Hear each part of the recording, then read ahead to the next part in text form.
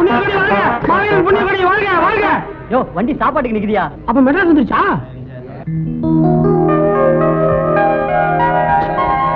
சூப்பரா இருக்குப்பா மெட்ராஸ்.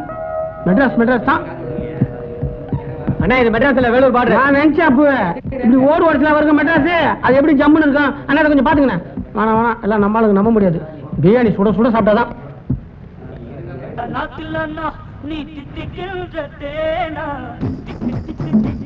இல்ல நான் கிளம்புறேன், சரி வராது. யோ ஏன் எழுத? உட்காரு உட்காரு. இட்லி சாம்பார் சாப்பிடுறதுக்கு அவங்க கூட அங்க இருந்து வராங்க. இப்ப என்ன வேணும் உனக்கு? பேச்சுனே நமக்கு. காலைல சிக்கன் பிரியாணி, மத்தியானம் கறி குழம்பு, ராத்திரிக்கு மீன் குழம்பு. இந்த இட்லி சாம்பார் எங்க வீட்டுல சாப்பிட மாட்டேன். வேற வக்கு இல்லாம அவங்க கூட. இந்த ஹோட்டல்ல இதான் இருக்கு. அப்ப ஹோட்டல மாத்து. உன்னோட பெரிய தொல்லையா போச்சே. சொல்லையா? இது அண்ணன் கிட்ட கேட்போம். பிரச்சனை அண்ணே ஒரு நியாயத்தை சொல்லுங்க.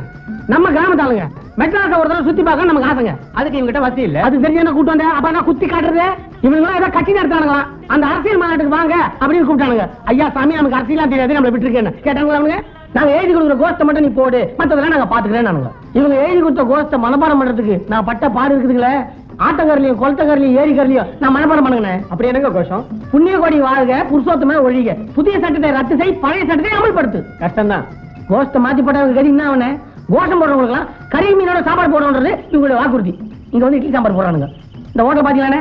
நாய் சாப்பிடுமா? நாய் சாப்பிடுமா? நீங்க என்ன இந்த ஹோட்டல் முதலாளி மனுஷங்க சொல்றத சொல்லிட்டேன். புண்ணியகோடி யோ சப்படையா கூட்டையா எப்படி ஆயிட்டம் பாத்தீங்களா? விட்டு போயிட்டாங்க பாத்தியா அவங்க. ஏன்னா உரிமை குரல் கொடுத்தோன்னு ஓடுறானுங்களே. இவங்கள மக்கள் கொடுத்த வாக்குறுதி நிறைவேற்ற போறானுங்க. பதி எதனா ஒண்ணு கொடுங்க. இந்த வாழைப்பழத்தை சாப்பிட்டு போ. வரும்போது கொடுத்துனேன் வரணும் உங்களுக்கு. விட்டு போயிடாதீங்க ஜோபில காத்துல. மாவீரன் புருஷோத்தமன் புதிய கோட்டி வாழ்க, புதிய சட்டத்தை ரத்து செய். மாவீரன் புருஷோத்தமன் புண்ணிய கோட்டி வாழ்க, மாவீரன் புருஷோத்தமன் புண்ணிய கோட்டி வாழ்க. வண்டி எடுத்து வண்டி விட்டு கீழே இறங்கடா. எதுக்கு கீழே இறங்குன்னு சொன்னேன். என்ன கரெக்டாக சொல்லுவேன். இப்ப நீ என்னடா சொன்ன? புண்ணிய கோடி வாழ்க, புருஷோத்தம ஒழிக. நீ எழுதி கரெக்டாக இருக்குது பாருங்க, அதான் படிக்கிறேன் நான்.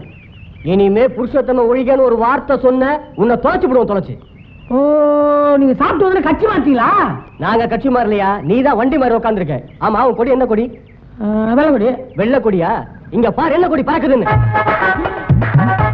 ஐயோ தெரியாம நான் மெட்ராஸ் போனேன், இறக்கி விட்டாங்கன்னா. சரி சரி வருத்தப்படாத. நீ சாப்பிட்டியா? எங்கண்ணா என்னென்னமோ சொல்லி கூட்டு வந்தானுங்க. கட்சியில 2 இட்லி சாம்பார், அது ஒரே உப்பு. அதான் 10 ரூபா சாப்பிட்டு வண்டி ஓட்டுக்கிறேன். இந்த பாரு இங்க 3 வேளை பிரியாணி போடுவாங்க முட்டையோட. 50 ரூபா பேட்டா கையில கொடுத்துருவாங்க. ஆனா நீங்களா தெய்வம். நான் என்ன இப்பே சாதுங்க. உன்னால பிரச்சனை எதுவும் வராத. மெட்ராஸ் போறதுக்கு பிரச்சனை